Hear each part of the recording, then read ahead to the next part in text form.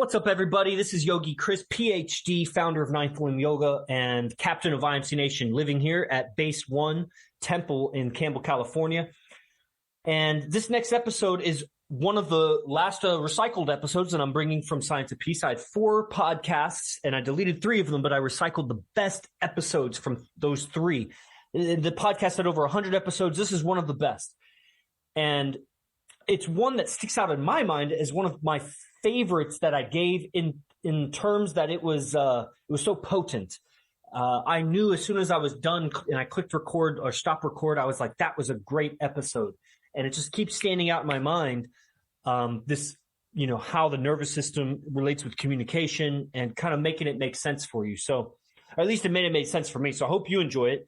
And if you don't, just skip to the next one or whatever. But when you hear Science of Peace referred to throughout the episode, it's because it's a recycled episode from about 2 years ago at the time of this posting.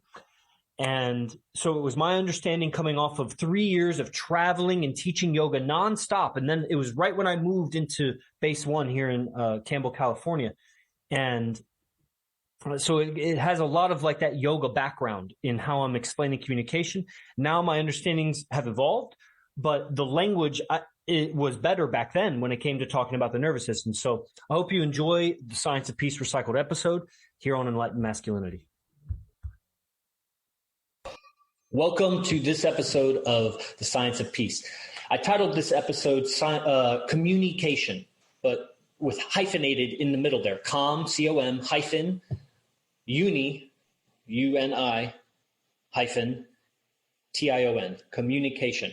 Cation, CATION. Now, this word is fascinating. If you don't know me, I'm Yogi Chris, PhD. I'm the founder of Ninth Limb Yoga. Ninth Limb Yoga focuses on the communication of the yoga experience.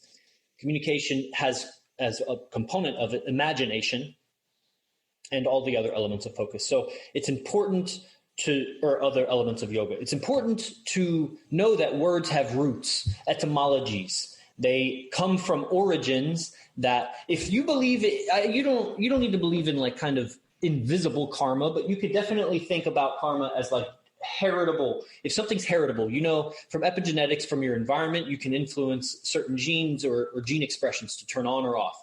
And you would pass on that gene expression to your progeny, your kids. And so they could inherit your decisions because you made decisions of what your environment is and what to eat and what to do with your life. And that influences your gene expression that you pass on. So they literally inherit your decisions, right? So if it doesn't seem like such a far leap of the imagination to think that, let's say, part of your environment is the communication you're around.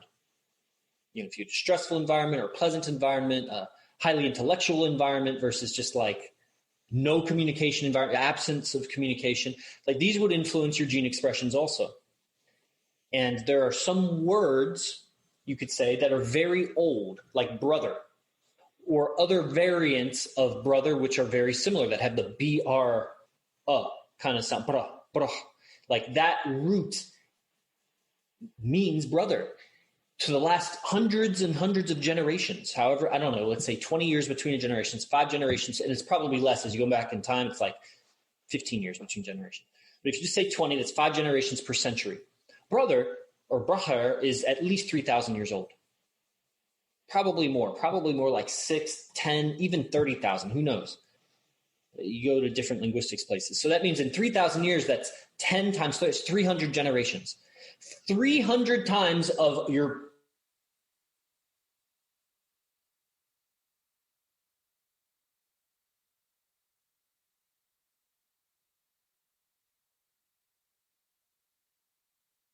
it influences their gene. People were very tribal or community oriented, and since the Industrial Revolution, that's all gone. And then there were empires, of course, and things like that. But you didn't move very far from where you were born unless you were taken. Maybe you got married to somebody that was far away, which typically you just got married to your neighbor.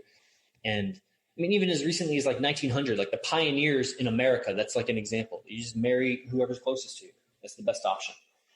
And so you end up getting like almost like a compounding of decisions and a compounding of behaviors or compounding of the gene expressions of certain behaviors and belief codes that families had. So you get very unique regional, geographic kind of ethnicities and behavior codes. And even in the family has a behavior code. Okay. So a word like brother, which meant, let's say, my male sibling, is said 300 generations ago, 299 generations ago, 298 generations ago. So now when you say brother to somebody, it influences them in a way that isn't as strong as like your name. Let's say Janny is on. So if somebody says Janny in a crowd, you might look up. And you don't even have to think about it because it's your name. So your whole nervous system and your whole physical system responds to that name because you've heard it all your life. When you were a baby, you didn't respond to that name. If somebody says it, but they mispronounce it, you might not respond to it. If they say it, you don't hear it, you don't respond to it. But if you hear it, the sound code, the syllables and consonants and whatever, all the phonetics of it, influences you to move. Such a knee-jerk reaction. Somebody can just say a word. That's like magic. You mean I can say some arbitrary sounds that if your name wasn't that, it would have no effect on you. But since your name is that, you have been coded with a spell that, boom, someone says this name, you react. And you can't even help it. That's magic. That's the power of language. And if that happened with your name, is it so far-fetched to believe that over 300 generations, the word brother came to mean something to the genetic code? Almost to the point where, like, if you didn't know any language, but somebody said brother, you'd almost know, you know what I mean? I can't prove that you would know what it means, but it's about as close as you're going to get to it. And many words are like this. Many words have different ages and different intensities of uses. So it's useful to go into the etymology of words and the real definitions of words. Things like I did the other day, feminism. Feminism originally meant the isms of the feminine, which are like isms are like gestures or qualities.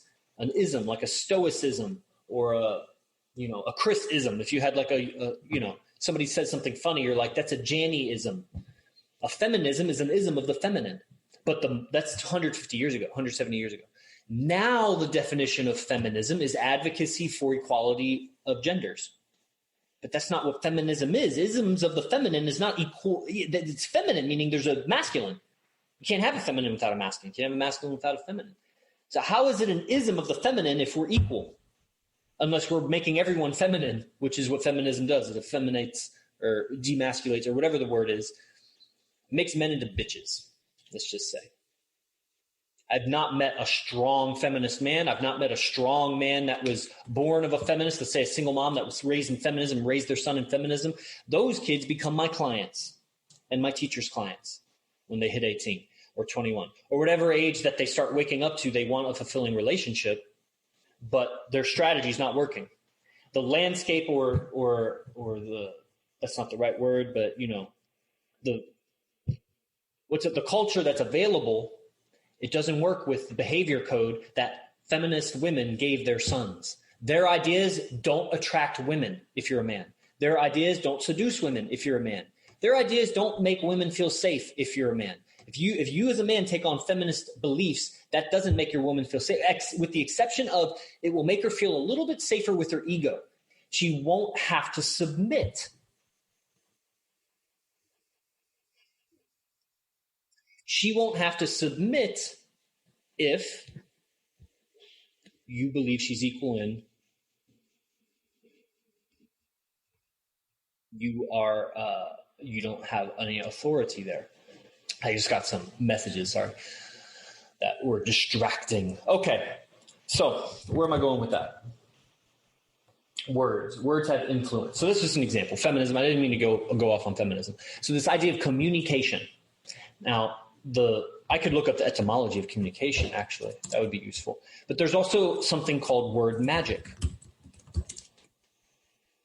Word magic. Word magic is when embedded in words, it might not necessarily be in the etymology or the definition, but somehow there's other words within the word that you're studying. And the subconscious is picking up on those things. It's not picking, because most of your, let's say, most communication is nonverbal, you could say. But are you sitting there analyzing people's body language? I mean, I might be, but are you really most of the time, even myself, I'm not analyzing someone's body language. I'm maybe more aware. If I've studied it, I'm aware of what I'm aware of. But you're not like analyzing it. Most of it is you're subconsciously interpreting what they're doing, saying, how they sound, how they look. And okay. So if you're subconsciously processing most communication, is it so hard to believe that subconsciously, if you hear something like communication, that you hear in it the word com, you hear the word uni, and this shun, this tion, it means something. And I'll get into that. Okay, so the communication etymology is from the early 15th century. That's the 1400s. It's the act of communicating, act of imparting, discussing, debating, conferring, from earlier French communication, 1300s, directly from Latin, blah, blah, blah, blah, blah, blah, blah, blah. Noun of action, from past participle, to share, to divide out, impart, inform, join, unite, participate in. Literally to make common. Interesting, to make common. Meaning, okay. So I like all of these are really to share, to divide, to cut it up. When you communicate, you cut up the obscurity, and it's no longer, it's not understood it's not understood. It's now understood. You divided the ignorance from not. To impart, inform. These are very magical words. Join, unite, that's what we'll get into, and participate in communication. Yeah, I participated in communication. To make common, meaning I had an idea, you didn't have it, now it's common between us. Okay, so the word magic now. Yeah, Fabian. And this is my own creation, so don't quote me on this, but knowing that words influence the nervous system over evolutionary time, or, short-term evolutionary time. This is where you get into like neuro-linguistic programming. Like I just made the example with Janny's name. The name is programmed into her nervous system. She reacts without even thinking. We all do to certain words. If I say Donald Trump or Hillary Clinton, you react in a way that you don't have to think about.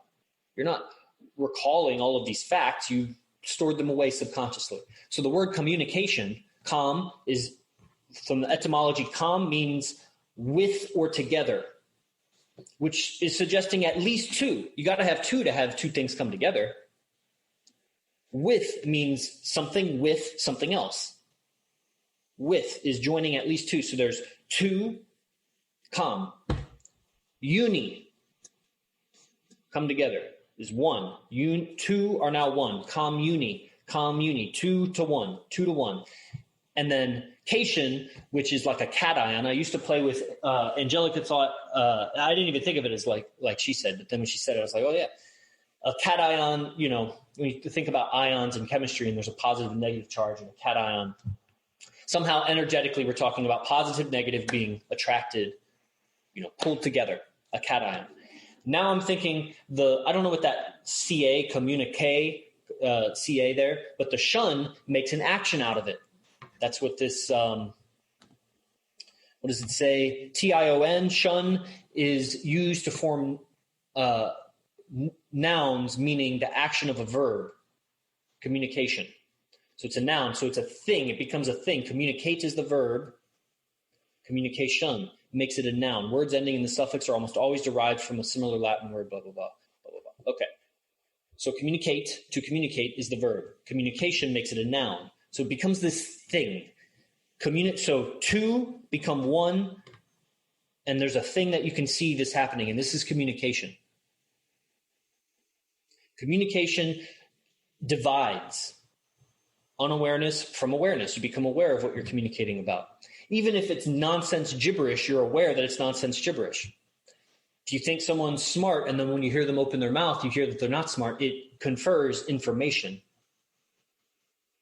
Information, to form inward. Inform. You have an inward form. The interpretation of the person is inside. Your perception of them is inside. Your hearing of them is inside.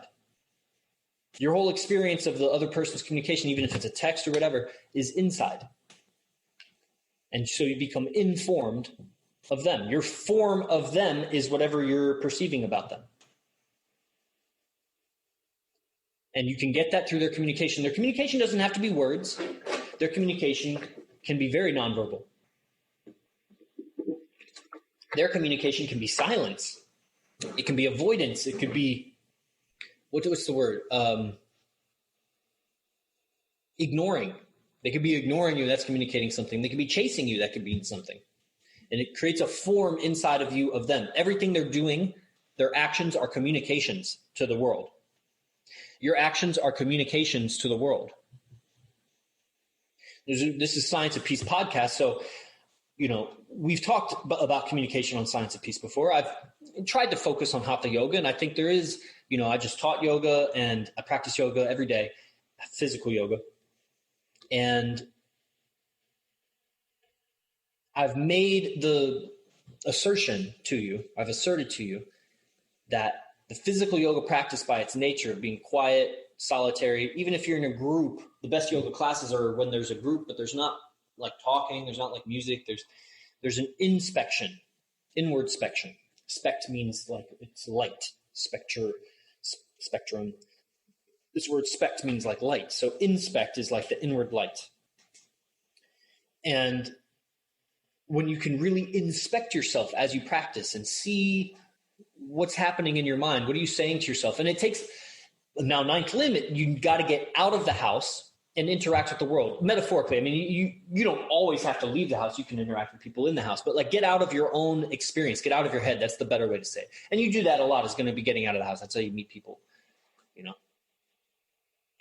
But in the verbal communication and the active participation in, that's another word for communication, in the participation in interactions with other people, you will get more clear on your self-talk. When you talk more out loud, you get more clear on your self-talk.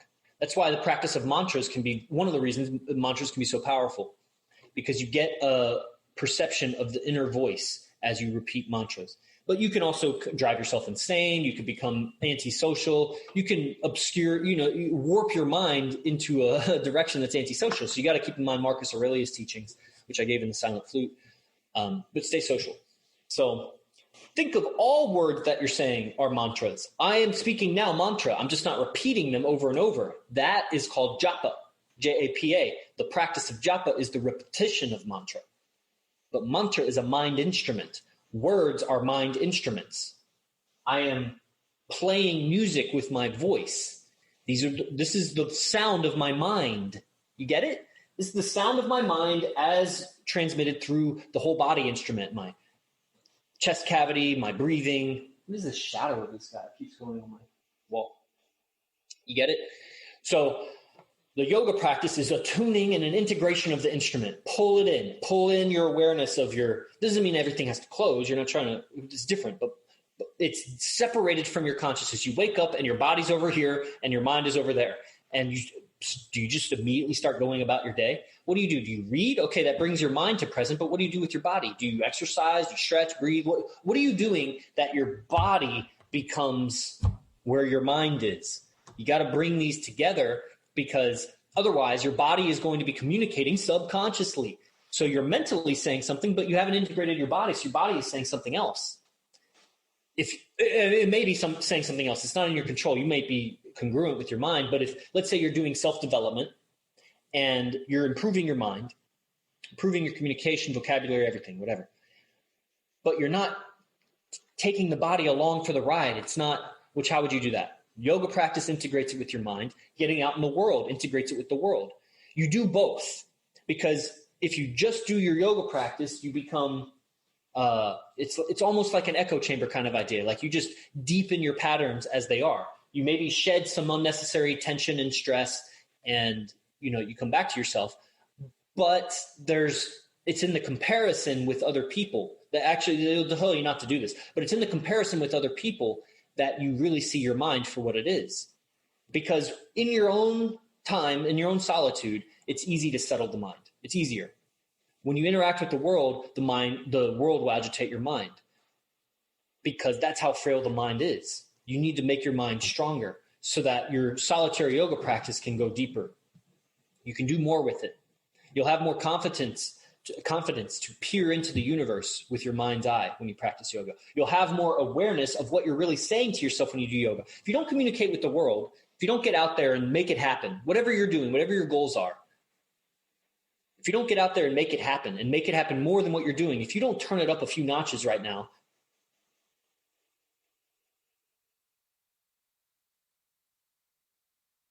then you're not going to be aware of what you're really saying to yourself when you practice.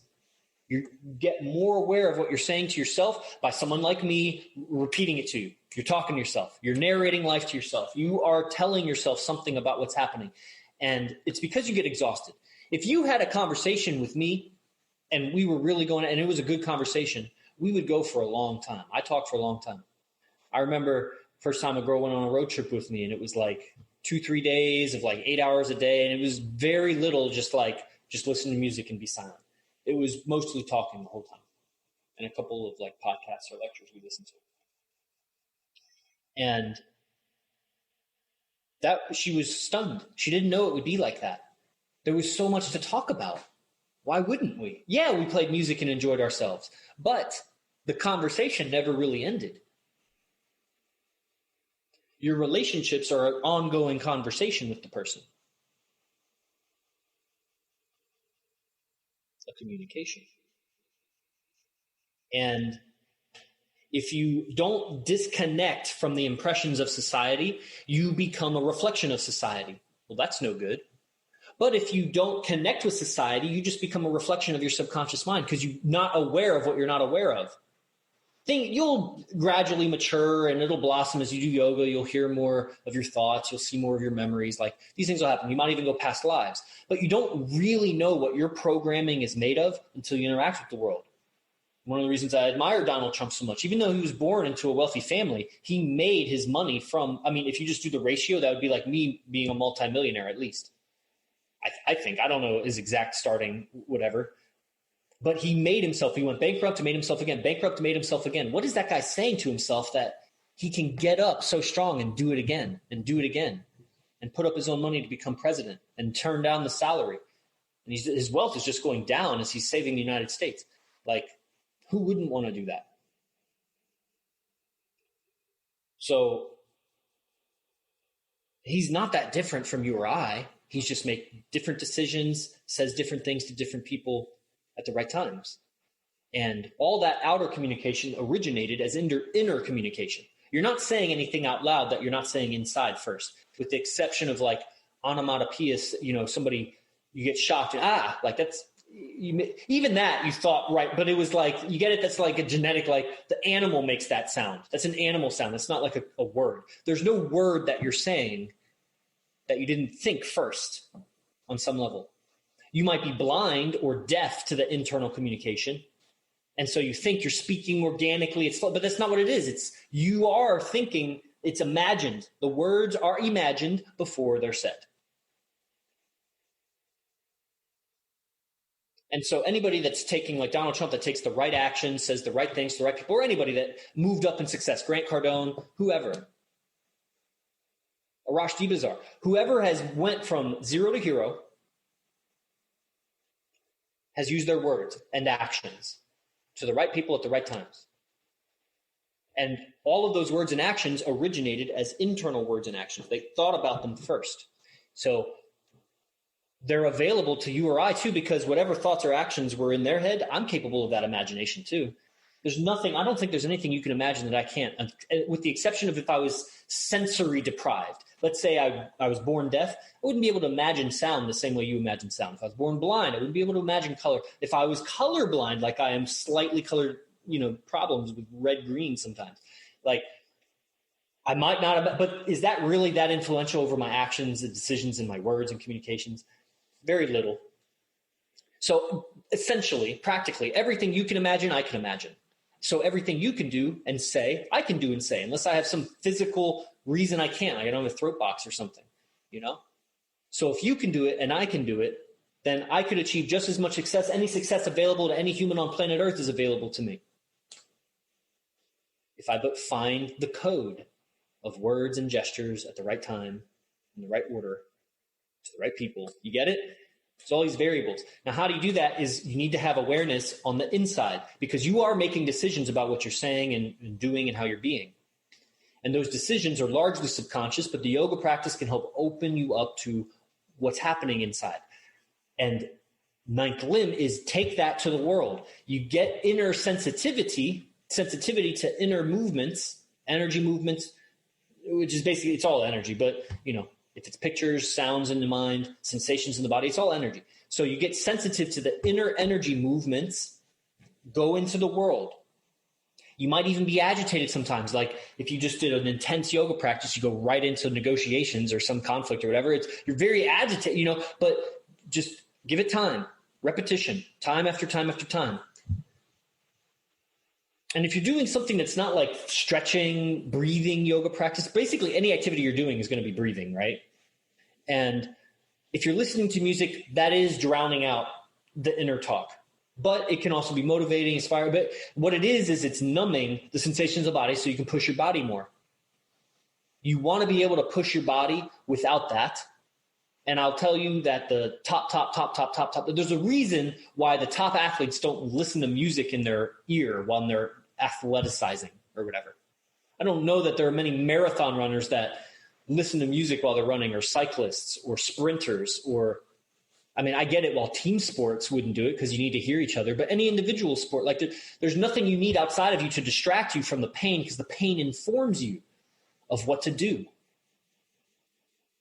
You need that inner sensitivity if you want to use it to improve your communication. Otherwise, you just develop a hard exterior shell, a numbing.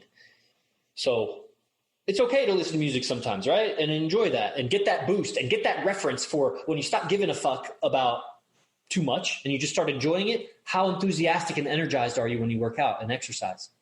Good. Take that reference. Now subtract the music. Do it like that. How do you do that? It has to do with how you're talking to yourself, what you see about yourself, and your purpose. Why are you doing what you're doing? Your why. Okay. As you do this, you develop inner sensitivity to your self-talk, your self-image, and fluctuations of energy inside, aversions to wanting to do another set or do that sun salutation or whatever. Attraction to the, so you see attraction, repulsion. These are energy terms. Then you take this awareness that you develop day in, day out, year in, year out, and take it to the world. Chase your goals. Maybe chase is the wrong word, but create your goals or create your outcomes, from your goals. There's the verbiage for it. And there'll be frustrations along the way because your mind is not as clear throughout from its depths, widths, lengths. It's not so clean and clear as you think it is just after you work out. You're done working out or you're done doing your yoga practice and you feel so blissed and settled down. And if the world then agitates you, that's because your mind was frail. It needs to strengthen up. And part of that strength is adaptability. To be able to bend, to be able to reform, not be brittle, breakable. Also not necessarily be like loosey-goosey, like you just bend to the breeze. It's about making decision. And to make a decision, you must be aware. To be aware, you need inner sensitivity, and you need engagement in the world. The world will give you the workout that you need. And the world means communication with people. The world is not just go out and take a walk and don't interact with anybody. You got to communicate with people. That's what kicks up the mind. Anybody can go to nature and still your mind. Nature has no mind. I mean, there is a mind there, but it's not your mind. Your mind is so far advanced to nature's mind, it's not even close. It's not even close. There's no language except for body language and grunting sounds in nature if you find the most intelligent animals. Okay. So, communication. There's the word communication. This is what you do. Develop inner sensitivity and communicate with the world. And then repeat. And in there, you study. You got to get some higher. It's not just about self-awareness. You don't want to just try to reinvent the wheel. Other people have developed the science of communication, self-image, self-esteem, you could say, different practices for developing these awarenesses. This is what I teach in the silent flute. So I recommend my silent flute training program. Go to ninthlimb.com to sign up for that. The link will be in the description. And if you're catching this anywhere, subscribe. If you're on the podcast platforms or the YouTube, definitely subscribe. And I'll take any comments or questions now if you have any. We got a bunch of people on Facebook, actually. And messages coming in. Let's see. Word magic. Yes. Okay. And on Instagram, inform your form. Yeah, you're informing your form. Your body is a reflection of the words you're carrying, the words you're holding. What you say to yourself and how you think about yourself This is your body on the outside. Yeah, it's influenced by how you breathe and what you eat and what you drink. But there's a radiance and there's an underlying skeletal bone posture, how things align up, that has a lot to do with what you're thinking about yourself. Because if I told you to imagine giant wings on your back, it would change your posture. What you're imagining about yourself is becoming your posture. This is what I'm teaching. Okay. Let's see. Anything else here on Zoom? No. All right. Thank you all for tuning in. If you found this helpful, share it. And I look forward to seeing you in my silent flute training. Namaste.